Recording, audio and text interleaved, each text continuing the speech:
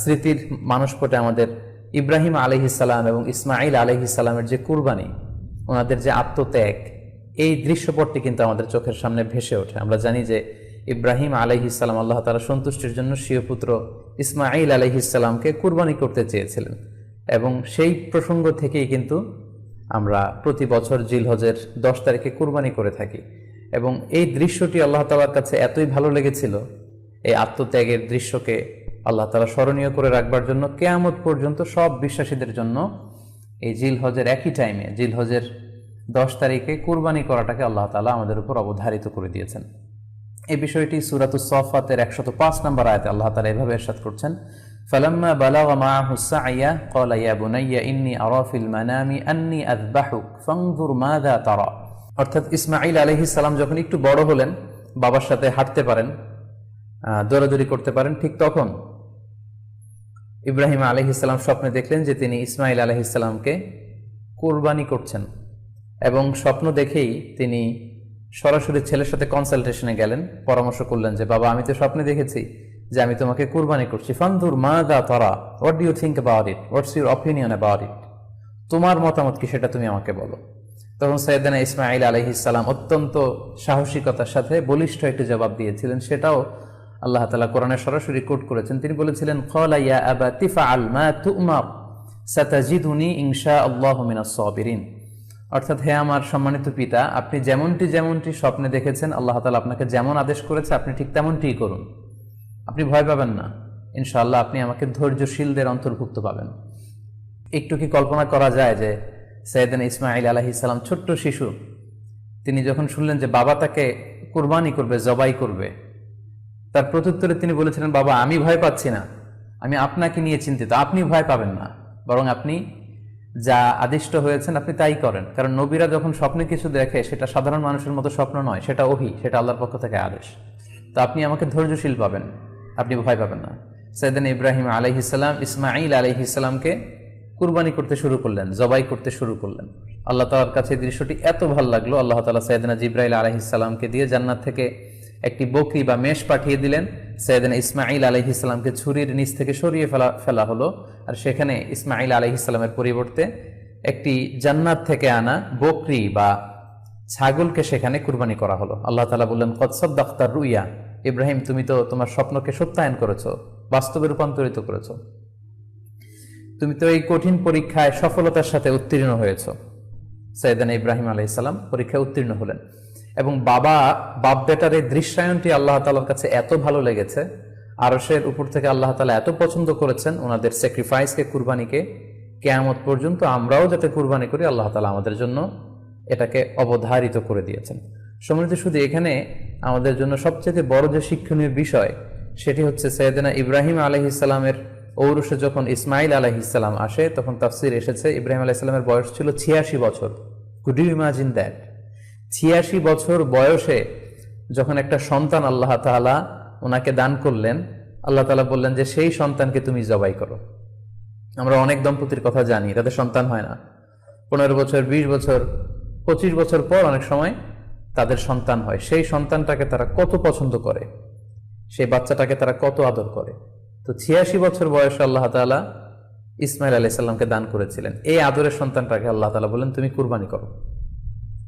কারণ এই বয়স্ক অবস্থায় যখন ইব্রাহিম আলাইহিস সালাম ইসমাঈল আলাইহিস সালামকে পেয়েছিলেন, তখন তিনি হৃদয়টাকে উজাড় করে দিয়ে নিজের ছেলেটাকে ভালোবাসতে শুরু করলেন, এবং হৃদয়ের ভালোবাসার জায়গাটার মধ্যে যে সিংহাসন, সেই সিংহাসনে তিনি ইসমাঈলকে বসিয়েছিলেন। আল্লাহ তাআলা চেয়েছিলেন যে ইসমাঈলকে সেখান থেকে সরিয়ে ওই ভালোবাসার সিংহাসনের জায়গাটাতে তুমি যেন আল্লাহ তাআলাকে স্থান দাও, এবং সেই পরীক্ষাটাই তিনি বেসিক্যালি সাইয়েদনা ইব্রাহিম আলাইহিস সালামের কাছ থেকে করেছিলেন, এবং সেই পরীক্ষায় সাইয়েদনা ইব্রাহিম আলাইহিস সালাম সফলতার সাথে উত্তীর্ণ হয়েছিলেন। অর্থাৎ আল্লাহ চেয়েছিলেন যে তোমার হৃদয়ের ভালোবাসার সবচাইতে বড় জায়গাটা হচ্ছে ইসমাঈলের, তোমার পুরো হৃদয়টা জুড়ে আছে ইসমাঈল। আমি চাই তুমি আমার সন্তুষ্টির জন্য এই ইসমাঈলকে বিলিয়ে দাও, এই ইসমাঈলকে কুরবানি করে দাও। সম্মানিত, শুধু এই স্টোরিটা থেকে আমাদের জন্য শিক্ষা হচ্ছে যে সাইয়েদনা ইব্রাহিম আলাইহিস সালামের হৃদয়ের সবচাইতে পছন্দনীয় বিষয়টা ছিল ইসমাঈল। তিনি ইসমাঈল আলাইহিস সালামকে, নিজের ছেলেকে বেশি পছন্দ করতেন। ইব্রাহিম আলাইহিস সালামের হৃদয়ে যেমনি ইসমাঈল ছিল, আমাদের প্রত্যেকের হৃদয়ে কিন্তু এরকম এক একটা ইসমাঈল আছে, কল্পিত ইসমাঈল, রূপক ইসমাঈল। আমাদের কারো হৃদয়ের ইসমাইল হচ্ছে আমাদের টাকা পয়সা, আমাদের কারো হৃদয়ের ইসমাইল হচ্ছে আমার ব্যাংক ব্যালেন্স, আমাদের কারো হৃদয়ের ইসমাইল হচ্ছে আমার দামি গাড়ি, আমাদের কারো হৃদয়ের ইসমাইল হচ্ছে আমাদের যশ খ্যাতি, আমাদের ক্ষমতা প্রতিপত্তি। এগুলো আল্লাহ তাআলা চান আমাদের প্রত্যেকের যার যার হৃদয়ের ইসমাইল যেটা, সেটাকে আমরা আল্লাহ তাআলার সন্তুষ্টির জন্য উৎসর্গ করতে পারবো কিনা, আল্লাহ তাআলার খুশির জন্য সেরেফ শুধুমাত্র আল্লাহ তাআলার জন্য আমার হৃদয়ের ইসমাইলটাকে আমি স্যাক্রিফাইস করতে পারবো কিনা। এই শিক্ষাটা দেওয়ার জন্যই বেসিক্যালি আল্লাহ তাআলা এই কুরবানিকে আমাদের জন্য প্রেসক্রাইব করেছেন। আল্লাহ তাআলা চান যে আমাদের হৃদয়ের পুরো জায়গাটা জুড়ে যেন আল্লাহ তাআলার সন্তুষ্টি, আল্লাহ তাআলার ভালোবাসা, আল্লাহকে যে আমরা ফিল করি, আল্লাহকে যে আমরা ভয় পাই, সেই জায়গাটাতে যেন আমরা আল্লাহ তাআলাকে রাখতে পারি। এটাই মূলত আল্লাহ তাআলা আমাদের কাছ থেকে চান। এবং আমাদের জীবনের সব কাজগুলোই হবে শুধুমাত্র কেবলমাত্র আল্লাহ তাআলার সন্তুষ্টির জন্য। এজন্য বিশ্বনবী সাল্লাল্লাহু আলাইহি ওয়াসাল্লামকে কিন্তু আল্লাহ রাব্বুল আলামিন শিখিয়ে দিয়েছেন যে কুল ইন্না সলাতি ওয়া নুসুকি ওয়া মাহইয়ায়া ওয়া মামাতি লিল্লাহি রাব্বিল আলামিন। হে নবী, আপনি বলুন যে আমার নামাজ, আমার কুরবানি, আমার জীবন, আমার মরণ সবটাই তো আল্লাহর জন্য। তাই আমাদের হৃদয়ে যদি আমরা আল্লাহকে স্থান দিতে পারি, আমাদের সবকিছু, সাইয়েদনা ইব্রাহিম আলাইহিস সালাম যেমনি নিজের প্রিয় পুত্র সন্তানকে কুরবানি করেছিলেন, ঠিক তেমনি ভাবে আমাদের হৃদয়ের ইসমাইলটাকেও যদি আমরা আল্লাহ সন্তুষ্টির জন্য স্যাক্রিফাইস করতে পারি, কুরবানি করতে পারি, তাহলেই কিন্তু এই কুরবানির শিক্ষাটা আমাদের জন্য বাস্তবায়িত হবে বা সফল হবে। এবং এই শিক্ষাটা দেওয়ার জন্য আল্লাহ তাআলা এই কুরবানির বিধানকে আমাদের জন্য জারি করেছেন, যে আমাদের হৃদয়ে শুধু আল্লাহ তাআলার ভয় থাকবে। এবং এই যে আমরা কুরবানি করবে, কুরবানির রক্ত, গোশত, চামড়া কোনোটাই কিন্তু আল্লাহ তাআলার কাছে পৌঁছে না, পৌঁছে হচ্ছে আমাদের হৃদয়ের ভয়, তাকওয়াটা আল্লাহ তাআলার কাছে পৌঁছে। সূরাতুল হাজ্জের 37 নম্বর আয়াতে আল্লাহ বলছেন, লা ইয়ানালাল্লাহা লুহুমুহা ওয়ালা দিমাউহা ওয়ালাকি ইয়ানালুহুত তাকওয়া মিনকুম। এই কুরবানির রক্ত, কুরবানির গোশত, এগুলো তো আল্লাহর কাছে পৌঁছে না, আল্লাহর কাছে পৌঁছে হচ্ছে তোমাদের তাকওয়া। আমরা কতটা ইখলাসের সাথে, কতটা আন্তরিকতার সাথে, কতটা আনুগত্যের সাথে আমাদের সম্পদ, আমাদের নিজেদেরকে আমরা আল্লাহর কাছে সোপর্দ করতে পেরেছি, আমরা কতটা আল্লাহর সমর্পিত বান্দা হতে পেরেছি, এটাই হচ্ছে এই কুরবানির শিক্ষা, যেটা সাইয়েদনা ইব্রাহিম আলাইহিস সালাম গোটা বিশ্ববাসীর জন্য নিদর্শন। আমরা এই কুরবানির মধ্য দিয়ে এটা যেন ফিল করি যে আমাদের সবটুকু আমরা আল্লাহর জন্য বিলিয়ে দিতে প্রস্তুত আছি। সমৃদ্ধি শুধু এই কুরবানির দিনে ইয়ামুন নাহারে বা 10 জিলহজে আমরা যে কুরবানি উদযাপন করবো, ঈদুল আজহা উদযাপন করব, এই দিনের সবচাইতে প্রিয় আমল হচ্ছে আল্লাহ তাআলার কাছে পশু জবাই করে, যেটা আমরা বলেছি ইব্রাহিম আলাইহিস সালামের সেই ঘটনার, সেই দৃশ্যায়নের পুনরাবৃত্তি আল্লাহ তাআলা সেটা দেখতে চান। আমরা পশু জবাই করে রক্ত প্রবাহিত করে দেয়, এটা আল্লাহ তাআলার কাছে খুবই পছন্দনীয়। সুনানে তিরমিজিতে এসেছে, আয়েশা রাদিয়াল্লাহু তাআলা আনহা থেকে বর্ণিত, তিনি বলেন, আন্না রাসূলুল্লাহ সাল্লাল্লাহু আলাইহি ওয়াসাল্লাম ক্বাল, আল্লাহ রাসূল সাল্লাল্লাহু আলাইহি ওয়াসাল্লাম বলেছেন, মা আমিলা আদামিয়ুন মিন আমালিন ইয়াউমান নাহার আহাব্বা ইলাল্লাহি মিন ইহরাকিদ দাম। অর্থাৎ ইয়াউমুন নাহারে 10 জিলহজে পশু কুরবানি দিয়ে সে পশুর রক্ত প্রবাহিত করে দেওয়ার চেয়ে শ্রেষ্ঠ কোনো আমল আল্লাহর কাছে হতে পারে না, এর চেয়ে কোনো প্রিয় আমল আল্লাহর কাছে নেই। তার মানে কুরবানির দিনে সবচাইতে প্রিয় আমল, আল্লাহর কাছে পছন্দনীয় আমল হচ্ছে কুরবানি করা। তাই আমাদের যাদের সাধ্য আছে আমরা যেন বেশি বেশি কুরবানি করি। সমৃদ্ধি শুধু আমরা জানি যে এই কুরবানিকে আল্লাহ তাআলা আমাদের উপর আবশ্যক করেছেন।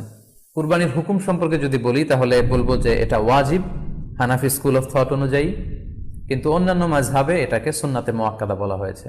মেজরিটি স্কলাররা, জুমহুরুল ফুকাহা, ইমাম শাফিঈ, আহমদ এবং ইমাম মালিকদের মতে, তাদের মতে এটা হচ্ছে সুন্নাতে মুআক্কাদা। কিন্তু হানাফি মাযহাবে এই কুরবানি করা হচ্ছে ওয়াজিব। যেহেতু আমাদের বাংলাদেশে বেশিরভাগই হচ্ছে হানাফি মাযহাবের অনুসারী, সো এটা কিন্তু আমাদের জন্য অবধারিত। যাদেরকে আল্লাহ তাআলা সম্পদ দিয়েছেন, টাকা পয়সার মালিক বানিয়েছেন, স্বাবলম্বী করেছেন, আমাদের প্রত্যেকের উপর কিন্তু এই কুরবানি করাটা ওয়াজিব। যেহেতু কুরবানি একেবারে আমাদের সন্নিকটে, সো এই কুরবানি নিয়ে আমাদের মধ্যে অনেক ধরনের প্রশ্ন রয়েছে। খুব বেশি যে প্রশ্নটি করা হয়েছে সেটি হচ্ছে জানতে চাওয়া হয়েছে 7 ভাগে কুরবানি করা যাবে কিনা। এই ধরনের প্রশ্ন কিন্তু আমরা আগে শুনতাম না। রিসেন্টলি কিছু কিছু স্কলারদের আলোচনা বা এতে করে লোকজন হয়তো বিভ্রান্তিতে ভোগেন কিংবা একটা ধোঁয়াশা তৈরি হয়, ফলে এই প্রশ্নটি করা হচ্ছে। আমরা আবহমান কাল থেকে আমাদের প্রিয় মাতৃভূমি বাংলাদেশে হয়তো ছাগল কুরবানি দিয়েছি অথবা গরু কুরবানি দিয়েছি সর্বোচ্চ 7 ভাগে। সো এটা আমাদের সবার কাছে জানা ছিল, এ নিয়ে আগে সংশয় ছিল না। ইদানিংকালে অনেকের মধ্যে এই বিষয়ে সংশয় জেগেছে। কেউ কেউ বলে থাকেন যে ভাগে যদি কুরবানি দেওয়া হয় 7 জনে মিলে, গরুতে বা মহিষে বা উটে, এই ভাগে কুরবানি হবে না, এটা অনেকে বলে থাকেন। এই কথাটি আসলে ঠিক নয়। আপনি যদি ভাগে কুরবানি দিতে চান, এটি জায়েজ আছে, এবং একটি উটে বা মহিষে বা গরুতে আপনি সর্বোচ্চ 7টি ভাগে কুরবানি দিতে পারবেন ইনশাআল্লাহ। এ ব্যাপারে সহিহ মুসলিমের একটি হাদিসকে আমরা এখানে উল্লেখ করতে চাই। সাইয়েদনা জাবের রাদিয়াল্লাহু তাআলা আনহু থেকে বর্ণিত, তিনি বলেন, ক্বালা হাজাজনা মা রাসূলিল্লাহি সাল্লাল্লাহু আলাইহি ওয়াসাল্লাম, আমরা আল্লাহ রাসূল সাল্লাল্লাহু আলাইহি ওয়াসাল্লামের সাথে হজ করেছি। ফানাহারনাল বাঈরা আন সাবআ, সেখানে আমরা উট কুরবানি দিয়েছি 7 জনের পক্ষ থেকে। ওয়াল বাকারাতা আন সাবআ, আর আমরা সেখানে গরু কুরবানি দিয়েছি 7 জনের পক্ষ থেকে। খুব সুস্পষ্ট, একটি উটে ওনারা 7 জন অংশগ্রহণ করতেন, একটি গরুতে 7 জন অংশগ্রহণ করতেন। তো এই হাদিসের আলোকে অনেকে বলে থাকেন যে এটি হজের সময়, সফরের সময়, কিন্তু মুকিম অবস্থায় 7 ভাগে দেয়া যায় না। আসলে এই কথাটিও ঠিক নয়, কারণ সুনানে আবু দাউদের আরেকটি হাদিসে এসেছে যেখানে আল্লাহ রাসূল সাল্লাল্লাহু আলাইহি ওয়াসাল্লাম সুস্পষ্ট বলেছেন, সেখানে হজ বা কোনো সফরের উল্লেখ নেই। সেটা হচ্ছে জেনারেল স্টেটমেন্ট, অর্থাৎ আল বাকারাতু আন সাবআ, গরুতে সর্বোচ্চ 7 অংশ দিয়ে কুরবানি দেয়া যায়। ওয়াল জাযুরু আন সাবআ, আর উটের ক্ষেত্রেও সর্বোচ্চ 7 অংশ দিয়ে কুরবানি দেয়া যায়। তো এই হাদিস, দ্বিতীয় যে হাদিসটি উল্লেখ করলাম, এটা হচ্ছে জেনারেল স্টেটমেন্ট, সেখানে সফর মুকিম কোনো কথা বলা হয়নি। ইন জেনারেলি বলা হয়েছে যে উটে 7 ভাগ দেয়া যায়, গরুতে 7 ভাগ দেয়া যায়। সো আমরা যারা ভাগে কুরবানি দিচ্ছি, 7 জন মিলে একটি গরু, আপনারা নিঃসন্দেহে সানন্দ চিত্তে নিশ্চিন্তে কুরবানি দিতে পারেন।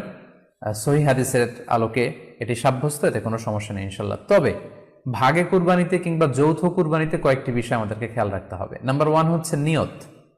আপনাদের ইন্টেনশনটা ক্লিয়ার হতে হবে। প্রত্যেকেরই যাতে একই ইন্টেনশন থাকে, সবারই যাতে ইন্টেনশন থাকে যে শুধুমাত্র আল্লাহ তাআলার সন্তুষ্টির জন্য আমরা এই কুরবানি দিচ্ছি। এখানে কয়েকজনের যদি ইন্টেনশন থাকে যে আল্লাহর সন্তুষ্টি, অন্যজনের যদি নিয়তে ঝামেলা থাকে, তাহলে কিন্তু কুরবানিটা প্রশ্নবিদ্ধ হয়ে যাচ্ছে। কারণ ইন্নামাল আমালু বিন্নিয়াত, ইয়ানি ইন্নামা সাওয়াবুল আমালি বিন্নিয়াত, সমস্ত কাজের প্রতিদান দেয়া হবে আপনার ইন্টেনশন বা নিয়তের উপর ভিত্তি করে। সো এজন্য যারা খুব বেশি মুখলেস, খুব বেশি মুত্তাকি, তারা অনেক সময় যৌথ কুরবানি দিতে চান না। তাদের সামর্থ্য না থাকলে ছোট একটা ছাগল দিয়ে তারা একাকি কুরবানি দিতে চান। এটা safe, he want to be in the safer side. কারণ যৌথ কুরবানি দিতে দিতে যে কার মনে কি চিন্তা, কার মনে কি নিয়ত, আমরা কিন্তু কিছু জানি না। সো যদি যৌথ কুরবানি দেন, কুরবানির আগে সবাইকে এটা কনসার্ন করে দেওয়া, রিমাইন্ডার দেওয়া যে ভাই আমাদের কুরবানিটা হবে শুধুমাত্র কেবলমাত্র আল্লাহ তাআলা সন্তুষ্টির জন্য, অন্য কোনো নিয়ত যেন না থাকে, তাহলে কিন্তু আমাদের কুরবানি বরবাদ হয়ে যাবে। এটা হচ্ছে প্রথম কনসার্ন। 2 নম্বর কনসার্ন হচ্ছে হালাল উপার্জন দিয়ে কুরবানি হতে হবে। যৌথ কুরবানিতে কেউ কেউ যদি এমন থাকে যাদের উপার্জন হালাল না, সেই কুরবানি কিন্তু আল্লাহ তাআলার দরবারে কবুল হবে না। সো এটা খুব গুরুত্বপূর্ণ একটা বিষয়। আরেকটা হচ্ছে লৌকিকতা। লৌকিকতা যদি থাকে তাহলে কুরবানি কবুল হবে না। যৌথ কুরবানিতে কারো যদি এটা থাকে যে আমার গরুটা সবচেয়ে বড়, আমাদের গরুটা এলাকার সবচেয়ে বড় গরু, এবং সবাইকে বলে বেড়াচ্ছে যে এইবারের গরুটা সবচেয়ে বড় হয়েছে, আমার চেয়ে বড় গরু কেউ দিতে পারে না এই এলাকায়।